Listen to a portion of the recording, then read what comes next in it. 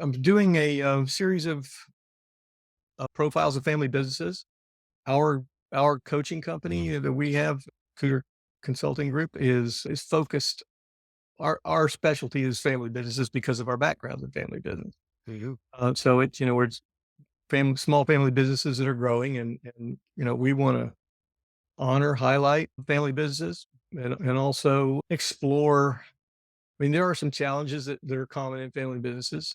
I don't want to put anybody in the place of feeling like they got to air their dirty laundry in public. So the purpose is really to just be a nice profile of the company. But do want to touch on the aspects of family. So one of the questions I had: how do family bonds help the business? Things like that. So history of the business, how you got into it, what your inspiration was. I think people would like that because I think small family business owners feel like we don't get the props that we ought to. Or so. So what do you think about that? Sounds good. Yeah. What's up, guys? Can you hear me? Yes, sir. Excellent. Gotcha. Got your Yeti mic and your pop screen there. I love it. Oh, yeah. My little podcast room here. So what inspired you guys to start this business? Well, Luke and I grew up fishing our whole lives. And when we got a little bit older, meaning like out of college and real world hit us, you realize how precious your time is. And for us fishermen, people who love to go out and catch fish, it became a whole lot tougher than it was in our, teenage years in our 20s to spend all day out there just trying to figure it out. And we realized pretty quickly that we needed some help. And there was a problem though. And any small business, anyone listening to this, don't start a business unless there's a problem, right? You need to solve a problem before you can create a customer. And what we kept going back to is there was no one teaching how to go out there and consistently find the fish. You had fishing magazines and you had fishing TV shows, and even YouTube had just got started. YouTube has blown up really in the last 5, 6 years, but those were kind of the three things, but they're all sponsor driven and advertisement driven and very biased towards one thing. But more importantly, they left out like the most important piece, which was the trends, right? Like actually teaching people, because last time I checked, fish have tails and no fences. They're not just sitting in one spot all year long. They're moving back and forth with the tides. They're moving through seasons. They go out and spawn. And no one was teaching everything from beginning to end. And so Luke and I had always dreamed about having a fishing company, and it kind of hit us like, why don't we just create everything that we wish was around when we were struggling to catch fish? And it boiled down to that one word, the trends, about, helping people find fish fast based on trends and filling in all the gaps that are missing out there from fishing magazines, TV shows, et cetera. And it took off. We had 100 people join our club. It's a subscription, it's a membership to get all of our content and cheat sheets and courses and all this great stuff to find the fish. And 100 people joined, then 500, 1,000. I remember we hit 2,000. We were like high fiving, and then we hit 5,000, and then we hit 10,000. And we were like, man, pinching ourselves, still are to this day. And now it's at 25,000. I think it's 26,000 to be precise. Members are now paying to be part of this club. And it's just been really, really cool. And it's turned into our own little family. So we're pleased as punch and just, like I said, pinching ourselves every day. The key thing was just that gap.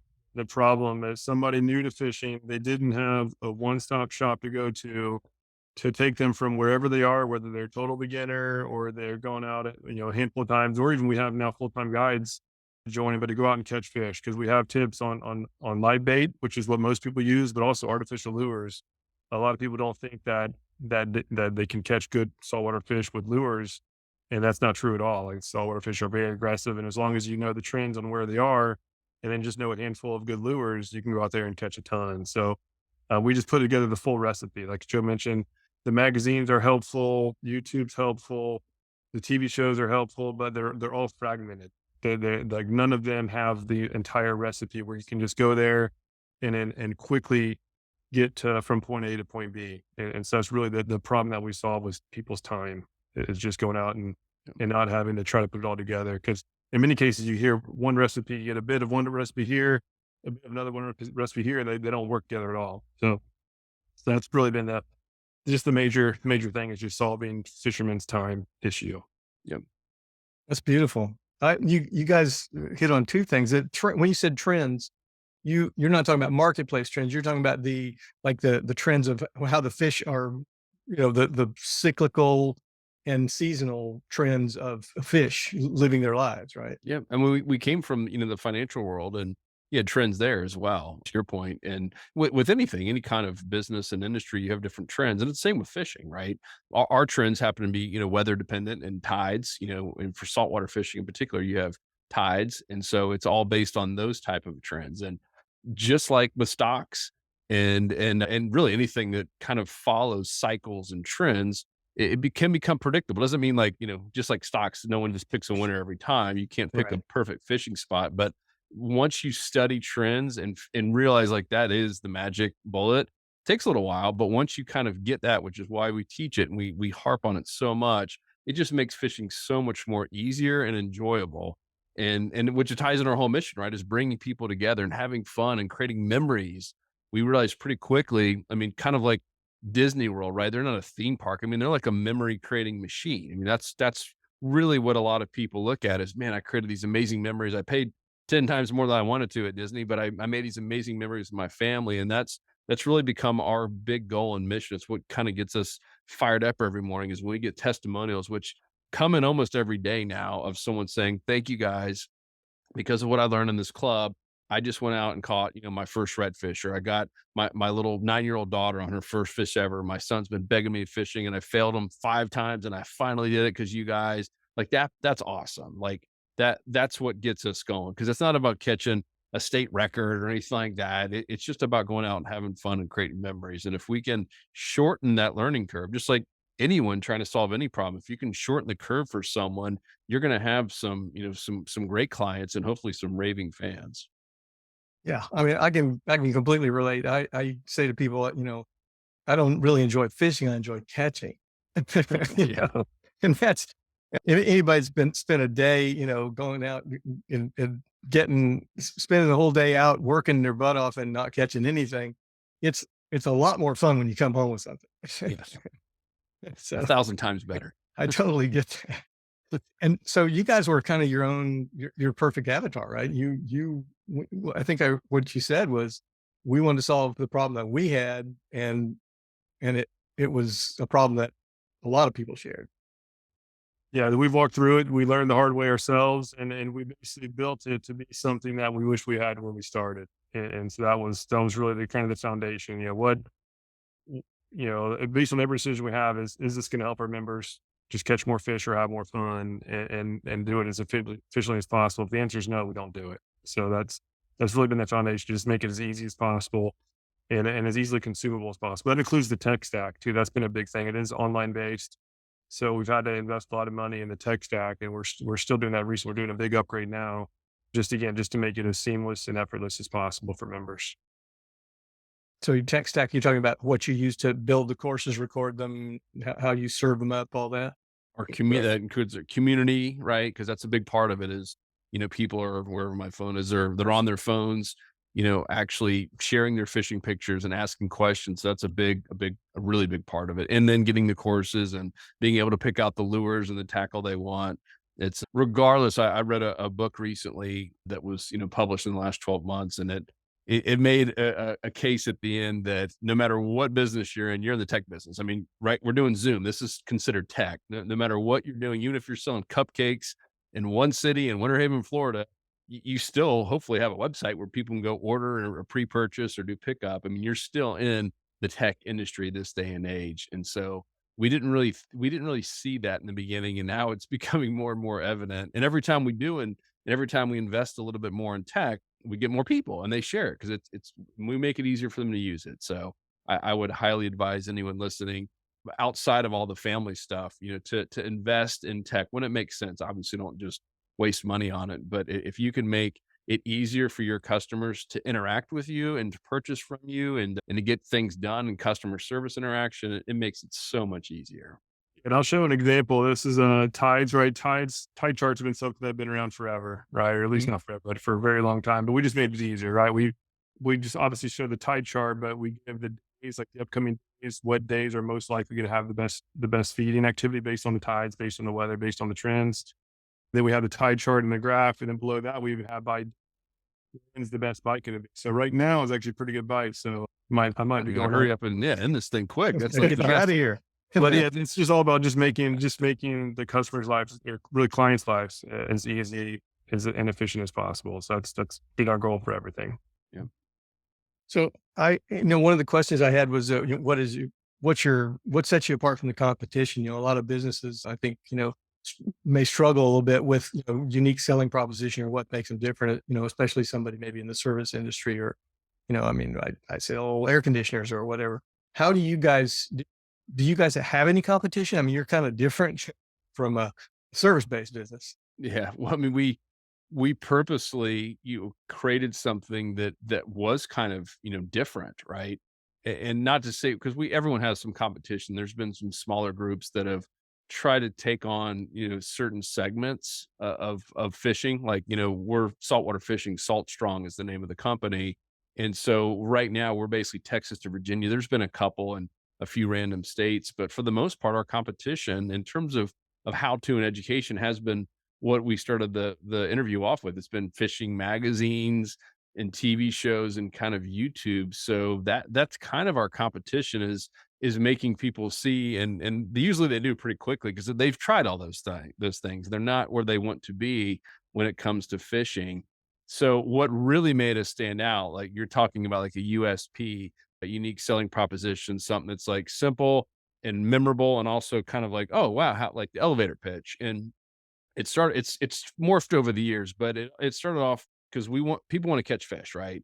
So it started off saying, "We'll help you catch more fish in less time, or you don't pay. It's free." And then we even went as far as, "We'll double your money back." So we did that for a while, and that got people's attention because, like, wait a minute, it's like, yeah, so if you stick with us a year and you don't feel like you're catching more fish, not only we give you your $100, that's the annual $97 for the year, we'll literally double it.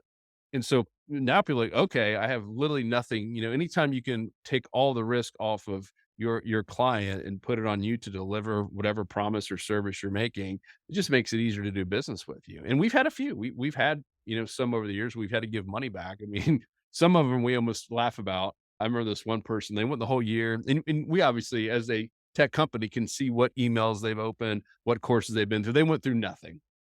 And at the end, they said, it was like day 330. And they're like, you guys stink. I've become a worse fisherman because of this club. I want my, and we gave them their money back. But we also looked like they didn't even try. It's like joining a gym that had a guarantee and not going a single time and then saying, Mhm. "Hey, I got fat because of your gym." Kind of laughable. But and we do lose some. It was scary at first, right? Remember, Luke, when we first did it, we're like, man, we're gonna lose our butts. People but no, if you have a great service or product and you believe in it, put the biggest, boldest, baddest, scariest guarantee out there, and people will start flocking to you because of it. And you got to be able to back it up, obviously. And we did. And so it's out of the 26,000 people, I mean, we get a couple a year will ask for their money back, and it's various reasons. Sometimes just financial. Or, hey, we're literally broke and need our money back, and yeah, we obviously do that pretty quickly. So Mhm. that's really been the overall USP is what makes us different. Is the focus on helping you find and catch the fish faster than ever before, or you don't pay. It's that simple. And now Results. now we talk. We've tied in tackle where they get tackle discounts, and so we've made it a little bit more even attractive. Where not only can we help you find the fish, but we'll give you 20 to even 30% off your tackle as well. Kind of like a Costco membership is probably the best analogy Mhm. where you're paying $100 or whatever it is to be a Costco member, and you get access to their products and discounts. But we have a little bit more with the whole club in terms of the how to videos. So yeah, it's really been fun, and a lot of that I would urge people because I remember Luke and I got kind of I mean, we had some not knockout punches, but that caused definitely a lot of internal discussions and grief and confusion because we never really had that thing nailed down. We felt like we had to have it nailed down. So I'd urge people like start with something, throw it out there, and and get feedback from people. Like, man, it's not really that attractive, or I don't really understand it. But as soon as we just started saying, yeah, we help you, John, we help you catch more fish, or you don't pay. Oh, really? Like how? You can't just end a conversation like that. You're curious, like, well, how do you do that? And so all of a sudden now we got your attention. And so Once again, it changes over time, but I would urge people to definitely have one. You got to have one that sets you apart from everyone else, but two, play around with it and don't be afraid to change it as you evolve. Yeah, no telling how many of those we went through. Oh We've yeah. especially in the early years, the business was pivoting basically every month because you're right. We tried something, okay, it doesn't work. Try something else, doesn't work. Try another thing, Mhm. and just got to keep doing it until the market will let you know when it's good or when it's not. You can't force a bad thing. That's Yeah. another thing that we learned the hard way as well. But yeah, How it's do you just mean you can't either force a bad thing? sorry. When you say you can't force a bad thing, you mean you just gotta let the market tell you if it's right or not? Yeah, like we tried the apparel for a while, and I was now gonna ask about that. and so, yeah, that was just a really tough thing. It's for a small group who doesn't have the big margins like these, when you're buying huge bulks like the big companies do. I mean, it's a really tough industry. And if we kept it going down that route, there's no way we'd still be in business. It's you can't just force it. Yeah, one And of so one of the best pieces of advice we got is from Ryan Dice, who's the founder of Digital Marketer, and Mhm. we were at a conference there where he was the guy speaking and just talking, and he said, guys, what I found over and over again from owning multiple businesses and consulting and just seeing the problems that we all have as small businesses, especially, is usually it's an offer problem. And so what Luke was basically saying is you can't put a crappy offer out there and just expect to like spend more Facebook ads on it or put more lipstick on the pig and it's just going to get better. It rarely does that happen. And we're all guilty. We did it so many times like, oh man, I know this is a good offer. We're just going to spend more money on it. And we're like, oh man, we should have just gone with our gut and probably fixed the offer a little bit. It's that whole lipstick on a pig. You can't just keep putting more and more. At some point, you need to look and sorry, this offer's not attracting the people it should. We know it's good. We need to tweak it just a little bit. And that's been, man, that's been a godsend for us because we in the beginning we wasted so much money doing just the opposite, right? We'd have something that we thought was cool. The market didn't agree, and we just keep trying to spend more money on it and jam it down people's throat even more, and it didn't work. And it wasn't until we really sat back and really just listened. You don't have to have 25,000 customers or clients to get advice. You could have two. You could have one and just have a one-on-one to go take them out to lunch and get some honest feedback. Hey, what are the real challenges deep down? What are you struggling with? And how can I fix this for you? And usually if you can find one person, you can find two. And if you can find two, you can find 10 Mm. and so on and so forth. Wow. Yeah, there's a real nugget there. That, you can't but the answer to an offer that's not converting is not a bigger audience. That's It's what I definitely hear. not. It's Okay. a different offer altogether. Very cool. Very Yeah. cool. And I'll just kind of tell you because I know when I listen to podcasts or videos, I'm like, all right, well, give me an example. Here's a great example. Fishing, health, it doesn't really matter. There's always something that people want. And Luke touched on it earlier. It's usually time, right? We all want something faster than we deserve it in many cases, right? Like we all want to lose 20 pounds tomorrow. We don't want to have to wait the 60 days it really takes. And if you're in the weight loss market, what do you think's going to sell more, right? An accountability coach and, 60 or 90-day program on how to lift weights to lose weight or a pill. And it's sad but true that the pill will work better. So it's kind of, give them what they think they want, and then in the back end, or sell them what they want, and then give them what they need. And so we used to only lead with the how-to stuff and like the trends, right? And we could say trends to a blue in the face, and most anglers like fishermen is like, man, I just want to buy a new rod and reel and some fishing lures and some line and hooks and et cetera. So we got so tired of just pushing the how-to stuff down people's throats, even though that's what they need. Like that's the only way you become a great angler is if you study and you know the trends. So everyone knows that, but just like working out, they know they need to work out, but they really just kind of want the quick fix. And so as soon as we kind of flipped it and started, leading with lures, like, hey, here's a lure. And then as soon as they bought it, we'd almost make fun of ourselves and say, like on the thank you video, guys, here's the deal. You just made a great investment. These are the best lures, but they're not going to help you catch more fish. the only way you're really going to catch more fish is being in the right spot at the right time. And that's why we're helping you out with our insider club. And so we sold them what they want at a great price. You know, in many cases, we gave it to them for free. And then on the back end, we gave them what they really need. And that's how we really blew up this business, because people, they're used to getting a lure and they get mad, which is why they go buy new lures. And they always kind of want to blame it on the lure. And it's usually a lack of knowledge and intel on how to find the fish. And so as soon as we started giving them what they thought they needed, and then on the back end really served them up exactly what they need, what they truly need, that we exploded. And we really created a cool community of people that love and like and trust us and want to keep renewing their membership every year. So that would be a good example of sometimes taking a step back and saying, all right, if this isn't working, maybe we should lead with a slightly different offer. Very cool. Thank you. So I want to make sure we get into the family part of it a little bit. So Yeah. there's a lot of different family structures. Many business I came from. I was third generation, so I wasn't a founder, and that's one structure, and it has its own challenges. There's a lot of husband and wife teams out here in Tampa that run businesses. But when Buddy Brews, one of the big coffee companies here, that husband and wife. Two brothers is another, and that's I don't see it as common. It may be more common than I realize, but did you guys always dream about going into business together? And how has your brother relationship worked to strengthen the business? Yeah, I would say we have. That was kind of remember it was Gasparilla Island. That was kind of my first memory of it, where we always talked about how cool it'd be to do something together in the fishing world. Yeah, because we Uh, had a trip. It was a trip every year, and it started somehow our dad let us borrow for a week, and I brought one of my buddies, and Joe brought one of his. We ran out of this house on the island. You could only get two by boat, and we had just a blast. And came back and started telling friends about it. And then next year there was 8 people. Then the year after that there was 12, and then it got up to 20. Got up to 56 was the biggest.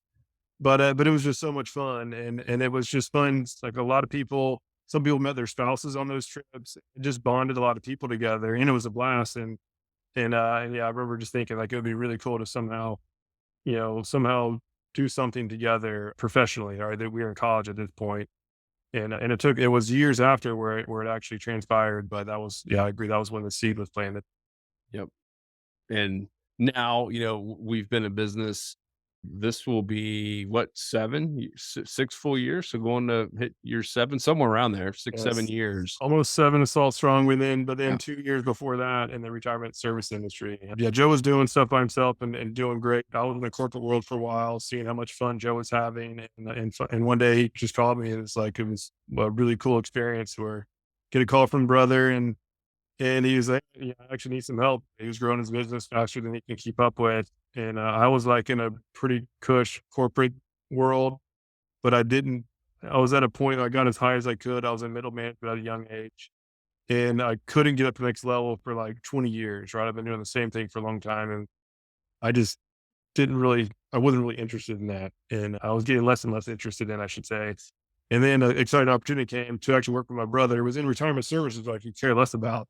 But it was just a cool opportunity. So I jumped on it. So like, sure, let's do it. And that was a learning experience. It was great. And then sold that company and started Salt Strong with those proceeds. So Yep. was that when you guys figured out, each of your strengths and how to kind of divide the labor between you? Is that Kind of. I wish we would have known to focus on that quicker, because that's where the biggest fights happen, right? And it's the pros and cons of working with a brother, family member, is you can get stuff out quicker. Like, you don't have to necessarily, like, I was in the corporate world, for 10 years myself. And I remember you'd be mad at someone, and you couldn't say anything in the office, and you didn't want to mess with politics in the office. So you take it home and you sleep on it, and then you get mad and you tell your spouse at home. And sometimes it can build up to be really bad and keep you unfulfilled, and it's not healthy. The good news about Luke and I, and I'm hoping a lot of family members are like this, where we have any secrets, we don't hold anything, and I ain't sleeping on nothing. Like, I get on the phone and like, dude, I'm pissed off, and vice versa. And so we get stuff out quicker, but also you might say stuff to a family member or a loved one that you might regret, or you say it more aggressively than you would to be subtle to a nice, coworker. So certainly pros and cons, but back to your question, I think the best advice I could give to anyone, regardless of the relationship as a family, is to figure out what your strength is, like what you're best at, and stay in that lane and get out of the other person's lane, right? Because that was where we butted heads a lot, where Luke would try to do something that I was great at, which is like sales and copywriting. And doesn't mean you don't ask for advice. You do. You're still a team, but you don't try to jump in their lane, and obviously don't ever say stay in your lane, you jerk. That doesn't help either. But seriously though, if you can stay in your lane and just be the absolute best, and then as soon as humanly possible, hire someone who fits another weakness that you might have, right? I think in school they do one of the biggest disservices, and I hate. Let me take that back. It's using the word well-rounded, right? And that was something that our parents taught us: is you want to be well-rounded and do a lot of this stuff. And I think that's a good way to maybe learn what you're best at. But to do that your entire life, I think is a disservice to a business. It's fine, like become a specialist, become an expert, become the best at whatever little thing that you have. Definitely give feedback and consult on the other stuff, but become the absolute best. And so you can probably already tell me just by the way I talk, and I'm the cheerleader, I'm the visionary, I'm the guy that's come up with crazy ideas. Half of them are horrible or more than, but some of them are really good. And then we get people to implement it. Luke is not an implementer.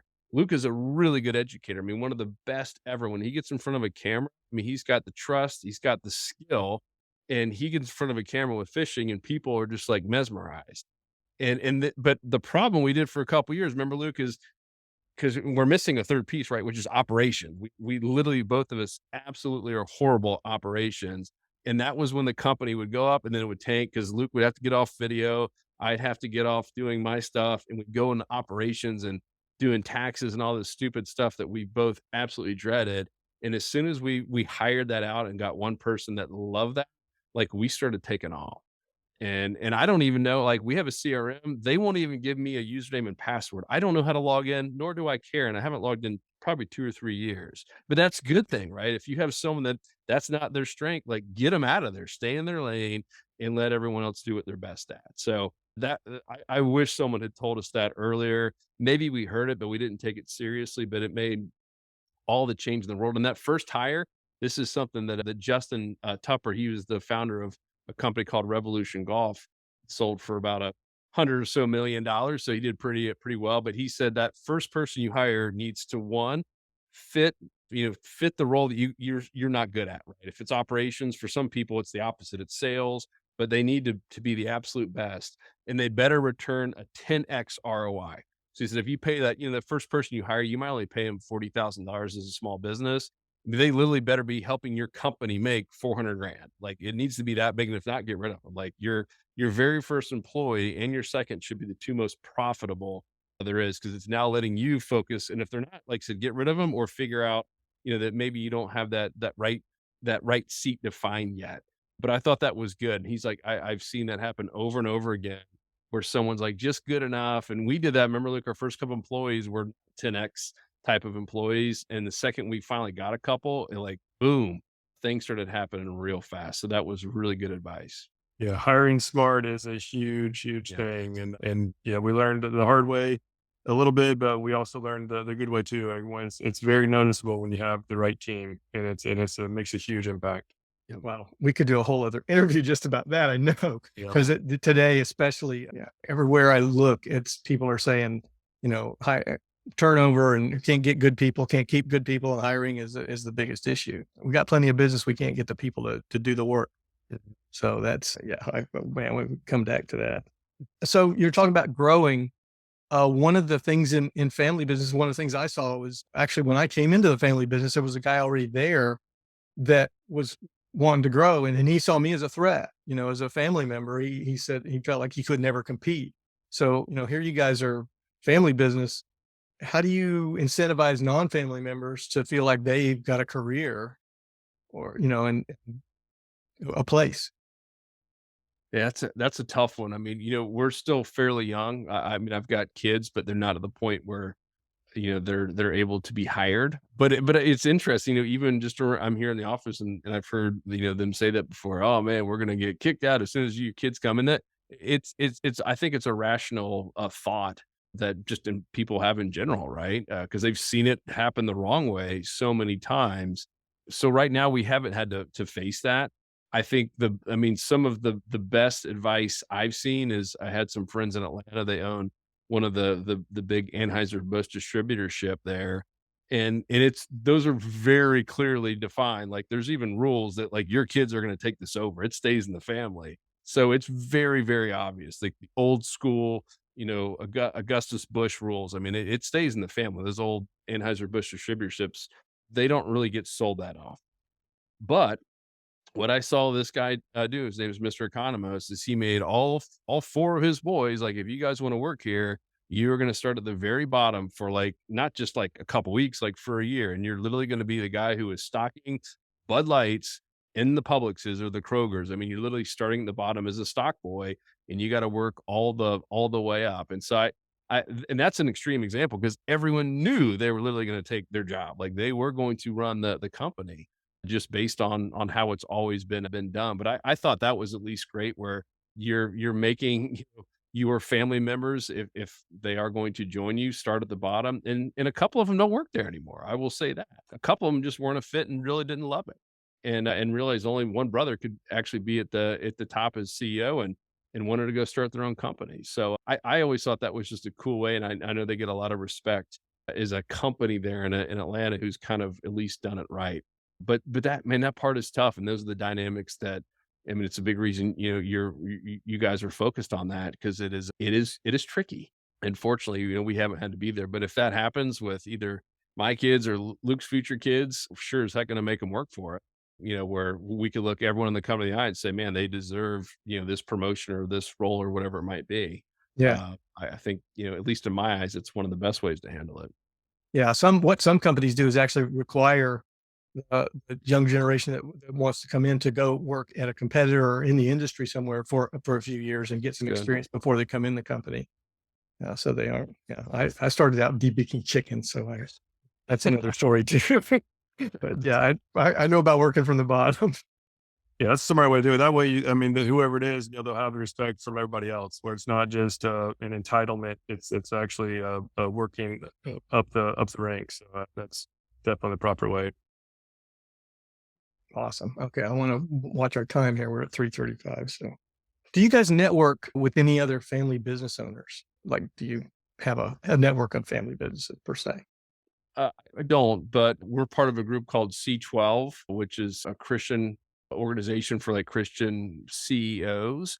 Mhm. And there are quite a few of family, actually a bunch of them, I'd say half of them just happen to be a family based business where it was a second, third generation has taken over, or it's two brothers or husband, wife. So ironically, there's a lot of them in there. So we didn't proactively seek that out, but it is ironic that we've all kind of attracted together and we meet once a month and literally take the whole day in a kind of a boardroom type of meeting, shut down the phones, and there's always kind of an agenda or like something that we're going to learn, and then the rest of the time we just kind of air out issues, and a lot of times it's about family, and how do I handle this, so it's been really really cool to see that. And there's been one in our group, the two brothers split up and they were bumping heads so much, and they both had their own kind of specialty, if you will, and thought they were right. And they literally decided to dissolve the company and both started their own, and they both did well. They both have, super successful 10 plus $1 million a year companies. And they're, obviously both still friends. And so it's been really cool to kind of see that. That's really cool. Yeah. Funny that you mentioned two brothers like that. The two books that I've found that are written about family issues in business and how to deal with them are written by two brothers that are both second generation of the Olin Mills photography company. Oh yeah. And they each went their own way. They both now are running coaching businesses, but their own separate ones. So Interesting. Olin Mills. yeah, Olin Mills. So I was going to ask, where do you go for guidance on how the family relationships impact the business? It sounds like that group, that networking group is what's filling that for you, right? That's been a good one. And then just like any relationship, it's just open communication, right? And that's what we've been blessed because I mean, Luke and I are best friends. We talk pretty much every day. And obviously we're, fishing once a week and, a lot of stuff, you can kind of talk about in the boat. I don't know, it's something magical about being out in the water or out in the woods or somewhere and you just have open conversations. So, I mean, so much about it's just communicating. I mean, if you look at most divorces in America, everyone could say it was this or that, but it usually started with just bad communicating and not spending time together, talking about issues that were on your mind. And so I would urge people first to just talk about it and be honest. And there's been a couple things in C12 where we're all like, have you mentioned this to the person? And they're like, not yet. And they're like, well, that's probably the best place to start. But Good it point. could be tough. It could be tough to have, tough conversations like that. So Yeah, just being as Joe mentioned before, and that's a good thing about in many cases siblings is that it's not the festering is really where the damage happens. And that seems to happen at least in our experience, in my experience, it seems to happen more. It happens more in the political or in the corporate environment where you're kind of afraid to kind of step on toes or to be honest and forthright. Whereas your brother, you're like, all right, I can just he'll be mad if I say this for a little bit, but we'll get over it and get past it. And I think that's been a big help. And also, we have very different personalities. Where a lot of the stuff that he likes doing, he's best at. It's the opposite for me, and vice versa. So we've been blessed in that as well, where our kind of likes and core abilities are kind of on different sides of the spectrum. And complementary. Correct. yep, Excellent. Excellent. Guys, thank you so much. This has been huge. absolutely. I, We appreciate it. And I'm sure in a couple years we'll have more to share and who knows what will happen. I guess we won't be bringing on any other family members, but you never know. We know mom's tried to get a job and we said no way because they way overqualified, of course. So yeah. all right. Yeah. Awesome. Well, you guys inspired me. I mean, I contacted you back in 2014 and you were kind enough to give me a copy of your basic building a business online course that you were doing. And I just really got interested in marketing. Cool. Well, keep at it. I mean, I'm glad you're reading the books. I was going to ask you like how many books and stuff are on this topic, but become the expert at it, right? I understand we're not having a get together for Christmas that was planned. I'm going to miss seeing you guys, but Yeah, likewise. So all righty. Well, Yeah. whenever we get together, I look forward to it.